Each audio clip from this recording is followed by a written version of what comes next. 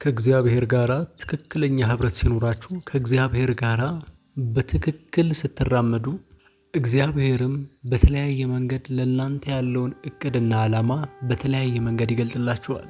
በሰው ልጅ ህይወት ውስጥ ያለውን ውስንነት የሚያነሳውና ወይ ደግሞ ከውስንነታችን ሊያወጣን የሚችለው አምላካችን እግዚአብሔር ብቻ ነው።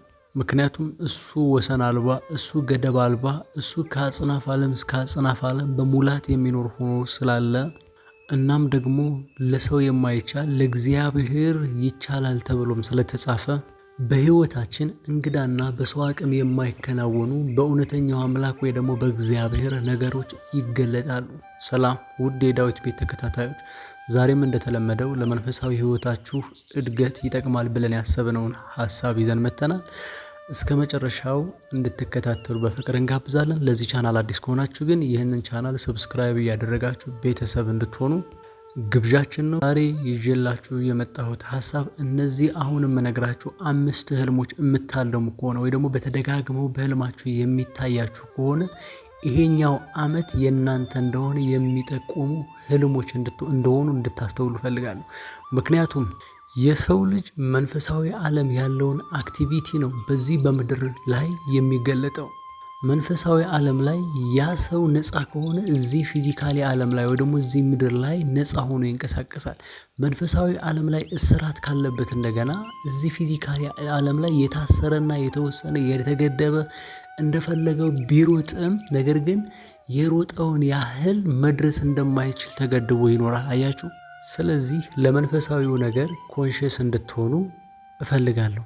ግን አስቀድሜ ደግሞ እንድታቁ የምፈልገው ምንድነው፣ ህልም ማለት እግዚአብሔርም ይሰጣችኋል፣ ከሌላ ዓለምም ልታመጡት ትችላላችሁ። ስለዚህ ህልም ላይ ሙሉ በሙሉ ዲፐንድ እንድታረጉ ሳይሆን አንዳንድ ጊዜ የተለየ ህልም በነፍሳችሁ ውስጥ የሚከብድ ወይ ደግሞ ቀኑን ሙሉ ምንድነው እያላችሁ እንድታስቡ የሚያደርጋችሁ አንዳንድ ህልሞች ሲኖሩ እነዛ ህልማችሁ ቆም ብላችሁ እንድታስቡ፣ ካልሆነ ግን በእያንዳንዱ ህልም ላይ በጣም እየተጨነቃችሁ። ምክንያቱም የሰው ልጅ ብዙ ጊዜ ያልማል።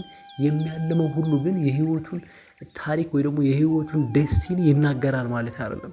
ምክንያቱም አንዳንድ ቀን ላይ ያያችሁትን ነገር ሌሊት ልታልሙ ትችላላችሁ። ወይ ደግሞ ቀን በጣም የሆነ በተደጋጋሚ ሲሆንባችሁ የሆነ ነገር ወይ ከፍርሃት የተነሳ ወይ ደግሞ ከድካም የተነሳ የሆናችሁትን ነገር ያንን ነገር ደግሞ መልሳችሁ ሌሊት ልታልሙት ስለምትችሉ፣ ስለዚህ ያ ማለት ያው ፍጻሜያችሁ ነው ማለት አይደለም። ግን በህልባችሁ ውስጥ በነፍሳችሁ የሚከብድ ህልም ስታዩ ግን ትርጉም እንድትሰጡትና ወደ እግዚአብሔር እንድታቀርቡት፣ እግዚአብሔር ደግሞ ያንን ህልም እንዲፈታላችሁ የሚስጥሩ ሁሉ ባለቤት ስለሆነ። ምክንያቱም መጽሐፍ ቅዱስ ውስጥ ስታዩ ራእይንም ህልምንም ሲያሳያቸው እግዚአብሔር ለዳንኤልም ይሁን ለባለ ራእዩ ለዮሐንስም ይሁን ለዮሴፍም ይሁን በተለያየ መንገድ ህልምና ራእይ ሲያሳያቸው አብሮ ፍቺውንም ይነግራቸዋል። ስለዚህ በእግዚአብሔር ፊት ተንበርክካችሁ ህልሙን መፍታት ከከበዳችሁ ወደ እግዚአብሔር ተንበርክካችሁ ህልሙን እንዲፈታ መጠየቅ አለባችሁ። ስለዚህ የመጀመሪያው ህልም ይህ ዓመት የእናንተ እንደሆነ፣ ይህ ወር የእናንተ እንደሆነ የምታውቁበት የመጀመሪያው ህልም ብዙ ጊዜ በተለይ በተደጋጋሚ ከሆነ በቃ ትርጉም ልሰጡት ይገባል። ፀሐይ እየወጣች ማልዳችሁ እየወጣችሁ እናንተ በፊት ለፊታችሁ ፀሐይ እየወጣች በቃ አዲስ ፀሐይ የማለዳ ፀሐይ እየወጣች ከሆነ ወይ ደግሞ ፀሐይ እየሞቃችሁ ብቻ በፊት ለፊታችሁ ፀሐይ ወጣ የምታዩ ከሆነ የፀሐይ ብርሃን የሚታያችሁ ከሆነ እንደዚህ አይነት ህልም ስታዩ በቃ ለእናንተ ጊዜያችሁ ነው፣ ለእናንተ ዓመታችሁ ነው። ለእናንተ በህይወታችሁ ከተለመደው በተሻለ ጊዜው ለእናንተ ሳይድ አድርጎ ይዞት የመጣ ነገር እንዳለ ይጠቁማል። ምክንያቱም መጽሐፍ ቅዱስ ሲናገር እንደዚህ ይላል፣ ለሁሉም ይላል ጊዜ አለው። አያችሁ፣ ለሁሉም ጊዜ አለው። ስለዚህ ፀሐይ ሪፕሬዘንት የምታደርገው ብዙ ጊዜ ጊዜ ነው። ከዛ ደግሞ ረድኤት ነው። ምክንያቱም መጽሐፍ ቅዱስ ላይ ሲናገር እንደዚህ ይላል፣ ሚልክያስ ምዕራፍ 4 ከቁጥር 2 እንደዚህ ይላል፣ ስሜን ለምትፈሩ ለእናንተ የጽድቅ ፀሐይ ትወጣለች፣ ፈውስም በክንፎቿ ውስጥ ይሆናል፣ እናንተም ትወጣላችሁ፣ እንደ ሰባም አንበሳ ትፈነጫላችሁ ይላል። አያችሁ፣ ፀሐይ ውስጥ የተለየ ምስጢር አለ። በተለይ ያያችሁ ከሆነ ፀሐይ ውስጥ የተለየ አንዳች ነገር አለ። ፀሐይ በሰው ኃይል የምትወጣ አይደለችም፣ ወይ ደግሞ ሰው ስለፈለገ የምትወጣ አይደለችም። በራሷ ጊዜ፣ በራሷ እቅድ፣ በራሷ ፈቃድ ከእግዚአብሔር እንደታዘዘች የምትንቀሳቀስ ስለሆነች በህልማችሁ እንደዛ አይነት ነገር ስታዩ እግዚአብሔር በራሱ ፈቃድ ለእናንተ ያመጣው ከሰው አቅም በላይ የሆነ በረከት ሊሆን ይችላል፣ ክብር ሊሆን ይችላል፣ ሞገስ ሊሆን ይችላል። ብቻ ከእግዚአብሔር የሆነ ነገር እየመጣላችሁ እንደሆነ ልታስተውሉ ይገባል። ስለዚህ ፀሐይ ስታዩ ብዙ ጊዜ ወደ እግዚአብሔር ምስጋና ማቅረብ ይጠበቅባችኋል። ያ ነገር በህልማችሁ ያያችሁት ፊዚካሊ ዓለም ላይ ወይ ደግሞ በነቃችሁ ጊዜ እንዲከናወን አጥብቃችሁ መጸለይ የእናንተ ኃላፊነት ነው። ሁለተኛውና ተመሳሳዩ ነገር እንደገና ሰዓት እየተሰጣችሁ የሆነ ሰው ሰዓት እየሰጣችሁ የእጅ ሰዓት ሊሆን ይችላል፣ የግድግዳ ትልቁ ሰዓትም ሊሆን ይችላል። ብቻ ሰዓት እየተቀበላችሁ የምታዩ ከሆነ በስጦታ እየተቀበላችሁ የምታዩ ከሆነ በተለይ የሚሰጣችሁ አካል የሆነ ግሬስፉል የሆነ ወይ ሞገስ ያለው ከበድ ያለ ሰው ከሆነ ወይ ትልቅ ሰው ከሆነ እንደዛ አይነት ሰው ሰዓት ሲሰጣችሁ የምታዩ ከሆነ ይህም የእናንተ ጊዜ እንደሆነ ያመለክታል።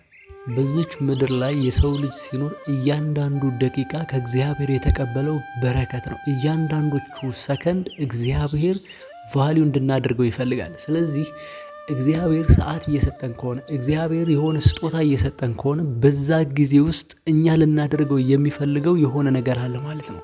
ስለዚህ ኮንሽስ መሆን የኛ ኃላፊነት ነው።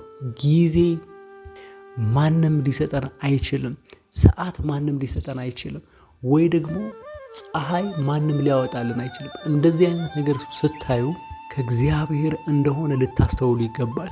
ሶስተኛው ደግሞ የሆነ ዘንግ ወይ ደግሞ በትር እየተቀበላችሁ የምታዩ ከሆነ ወይ ደግሞ በቃ ራንደምሊ እጃችሁ ላይ በትር የምታዩ ከሆነ እንደዚህ አይነት ነገሮች ስታዩ በቃ የእናንተ ጊዜና ገዢ የምትሆኑበት በዛ ዓመት ላይ ወይ ደግሞ በታያችሁ በተለይ ደግሞ በተደጋጋሚ የምታዩት ከሆነ ይህንን በትር የሚያመለክተው ስልጣን ነው፣ አውቶሪቲ ነው፣ ኃይል ነው፣ ገዥነት ነው። ስለዚህ ያ በትር በምትይዙበት ዓመት አንዳች የሆነ ስልጣናችሁ እንዲገለጥ አንዳች የሆነ ኃይላችሁ እንዲገለጥ ተፈልጓል ማለት ነው። ስለዚህ እንደዚህ አይነት ስጦታዎች ወይ ደግሞ እንደዚህ አይነት በህልማችሁ የምታዩ ከሆነ ስፔሻሊ ደግሞ የሚደጋገም ከሆነ ጀስት ይሄ ሜሴጅ እንደሆነ እንድታውቁ ፈልጋለሁ። አንዳንዴ ቀን ላይ አንኮንሽስሊ የምናያቸው ነገሮች ልብ ብለን ሳይሆን ዝም ብለን የምናያቸው ነገሮች አሉ። አሁን አንዳንዴ ከቤታችሁ ወደ ሆነ ስራ ቦታ ስትሄዱ ወይ ወደ ትምህርት ቤት ስትሄዱ ብቻ ወደ ሆነ ነገር ስትንቀሳቀሱ የምታያቸው ነገሮች አሉ። እነዛ እናንተ አታስተውሏቸውም። ነገር ግን አእምሯችሁ ሪከርድ እያደረገ ይዘውና የሆነ ሰዓት ላይ ሲደክማችሁ እነዛ ነገሮች ሊገለጡ ይችላሉ። ይሄ አይደጋገምም፣ የሚደጋገም ነገር አይደለም። ግን ለነፍሳችሁ የሚሆን መልእክት ሲሆን ግን አንድ ጊዜ አይደለም፣ በተደጋጋሚ ወደ እናንተ ህይወት ውስጥ ይገለጣል። በተደጋጋሚ በህልማችሁ ይታያችኋል። ስለዚህ እንደዚህ አይነት ነገሮች ሀፐን ሲያደርጉ ከእግዚአብሔር የሆነ መልእክት እንደሆነ በነፍሳችሁ ውስጥ እያለፈ ያለ የእግዚአብሔር መልእክት እንደሆነ ልታስተውሉ ይገባል። ስለዚህ በትር ሪፕሬዘንት የሚያደርገው ስልጣን ነው፣ ሪፕሬዘንት የሚያደርገው ኃይልን ነው፣ ወይ ደግሞ የሚወክለው ገዥነትን ነው። መጽሐፍ ቅዱስ ሲናገር እንደዚህ ይላል። በራእይ 12:5 ላይ እንደዚህ ይላል፣ አሕዛብን ሁሉ በብረት በትር ይገዛቸው ዘንድ ወንድ ልጅን ወለደች ይላል። አያችሁ፣ በብረት በትር ይገዛቸው ዘንድ። ሌላ ላይ እንደገና መዝሙረ ዳዊት ላይ እንደዚህ ይላል፣ በትርህ የቅንነት በትር ነው፣ ጽድቅን ወደድክ አመፃንም ጠላህ ይላል። አያችሁ፣ ስለዚህ በትር ማለት የሆነ ዘንግ ማለት ዝም ብሎ የሆነ እንጨት አይደለም። ሚኒንጉ በጣም ፓወርፉልነቱን ነው የሚገልጸው። የምታስታውሱ ከሆነ በመጽሐፍ አስቴር ላይ አስቴር ያ ሁሉ ምጥ ወይ ደግሞ 3 ቀን እነ መርዶክዮስ ይጾምና ይጸሉ የነበረው አስቴር ያንን የንጉሱን በትር እንድትነካ ነው። በትሩ ነካች ማለት በንጉሱ ዘንድ ሞገስን አገኘች ማለት ነው። አያችሁ፣ ስለዚህ ያ በትር ገዥነቱ ስልጣኑን እንደማለት ይወክላል። አያችሁ፣ ስለዚህ እንደዚህ አይነት ህልም ስታዩ ዝም አትበሉ። እንደዚህ አይነት ህልም ስታዩ ጸልዩ፣ በርቱ፣ ንቁ።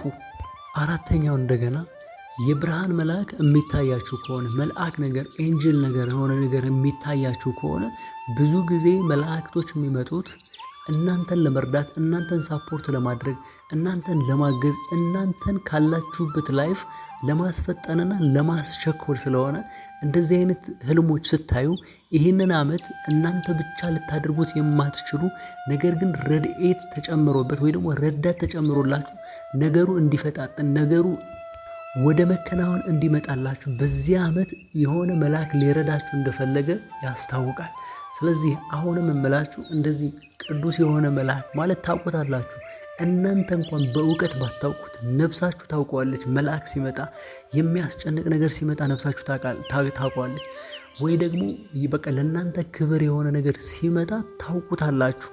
ስለዚህ እንደዚህ አይነት ህልም ስታዩ ችላ አትበሉ። እንደዚህ አይነት ህልም ስታዩ በእግዚአብሔር በአምላካችሁ ፊት ተንበርክካችሁ እግዚአብሔር እንድታከናውኑት የፈለገውን ነገር በዚህ ዓመት ውስጥ እንድታፈጣጥኑት የፈለገውን ነገር እንድትጠይቁና እንዴት መውጣትና መግባት እንዳለባችሁ እግዚአብሔር እንዲገልጥላችሁ መጸለይ አለባችሁ። ምክንያቱም መጽሐፍ ቅዱስ ሲናገር እንደዚህ ይላል፣ ወደ እውነት ሁሉ ይመራችኋል ይላል። አያችሁ፣ መንፈስ ቅዱስ ነው የሚመራችሁ። ምንም እንኳን ራእይ ቢሞላባችሁ፣ ምንም እንኳን በልባችሁ ውስጥ ትልልቅ ነገሮች ቢያስቀምጥ ቢገልጥላችሁ፣ ያንን የተገለጠላችሁ ያንን ነገር እንድትሄዱት እንድታከናውኑት የሚያስፈልጋችሁን ነገር የሚገልጥላችሁ መንፈስ ቅዱስ ስለሆነ ወደ እግዚአብሔርና ወደ እውነተኛው አምላክ በመንበርከክ እግዚአብሔር ልባችሁ ውስጥ ያከበደውን ነገር ወደ መከናወን እንዲመጣ ወደ እግዚአብሔር መንበርከክ አለባችሁ። የመጨረሻው ደግሞ አምስተኛው የሰው ልጅ ሊፈጥነው በማይችል ፍጥነት እየሮጣችሁ ከታያችሁ፣ ብዙ ጊዜ በህልማችሁ እየሮጣችሁ የምታዩ ከሆነ ወይ የሆነ እያሸሻችሁ ወይ ከሆነ አካል እየሮጣችሁ እየተደበቃችሁ ምናምን ሳይሆን በቃ እየሄዳችሁ ነው፣ እየሮጣችሁ ነው፣ የሆነ ቦታ ላይ ለመድረስ እየሄዳችሁ ነው በህልማችሁ። ግን ስትሄዱ እንደ ኖርማል የሰው አቅም ሩጫ ምናምን ሳይሆን ጀስት ሱፐርናቹራል የሆነ ስፒድ እየሄዳችሁበት ከሆነ በጣም በተለየ ፍጥነት እየሄዳችሁ ከሆነ በቃ አዲስ ነገር እየሆነ ነው በእናንተ ህይወት ውስጥ። እግዚአብሔር እየረዳችሁ ነው። መለኮት እየረዳችሁ ነው። ሱፐር ናቹራል የሆነ አካል እናንተን ሳፖርት እያደረገ እንዳለ፣ አቅማችሁን እያደሰ እንዳለ ልታውቁ ይገባል። ምክንያቱም መጽሐፍ ቅዱስ ላይ ሲናገር እንደዚህ ይላል። ዳዊት ሲናገር እንደዚህ አለ፣ ጎልማሳነቴን እንደ ንስር የሚያድስ ምኞቴንም ከበረከቱ የሚያጠግባት ይላል። አያችሁ፣ ኃይላችሁ እየታደሰ በቃ የማትደክሙበት ሩጫ እየሮጣችሁ ነው፣ ግን ድካም አይሰማችሁም። እየሄዳችሁ ነው፣ ነገር ግን ከሰው ስፒድና ከሰው አቅም በላይ እየሄዳችሁ እንዳላችሁ ከተሰማችሁ ይሄ አሁንም የእግዚአብሔር ረድኤት እንደሆነ እንድታስተውሉ እፈልጋለሁ። እንደዚህ አይነትና ከዚህ ጋር የተያያዘ ይሄንን የሚመስል ህልሞች እያለማችሁ ከሆነ ፈጣሪ በዚህ ዓመት ውስጥ ልታደርጉትና ልታከናውኑት የሚፈልገው ታላቅ የሆነ ነገር፣ ታላቅ የሆነ በረከት እንዳዘጋጀላችሁ ልታቁ ይገባል። እነዚህ ህልም ካለማችሁ ይህ ዓመት የናንተ ነው። ይህ ዓመት ለናንተ የተመደበ የናንተ ጊዜ ነው። አያችሁ፣ ለዚህ ነው ጠቢቡ ሰለሞን እንደዚህ አለ፣ ለሁሉም ነገር ጊዜ አለው። ለጦርነት ጊዜ አለው፣ ለሰላምም ጊዜ አለው። አያችሁ፣ እናንተ የምትረዱበት ጊዜ አለ። እናንተ ዝም ጸጥ ጭጭ ማለት ያለባችሁ ጊዜ አለ። አያችሁ፣ ስለዚህ የእናንተ ጊዜ ሲሆን በእግዚአብሔር ፊት ተንበረከካችሁ ነገሩ በፍጹም እንዲከናወንላችሁ በእግዚአብሔር ፊት በትህትና መጸለይ አለባችሁ። የዛሬው ሐሳቤ ይህ ነበረ። እስከ መጨረሻው አብራችሁን ስለነበራችሁ አመሰግናለሁ። በዚህ ቪዲዮ ከተጠቀማችሁ ላይክ፣ ሼር ማድረግ እንዳትረሱ። ለዚህ ቻናል አዲስ ከሆናችሁ ግን ይህንን ቻናል ሰብስክራይብ እንድታደርጉ በፍቅር እንጠይቃለን። በቀጣይ ቪዲዮ እስከንገናኝ ድረስ ሰላም።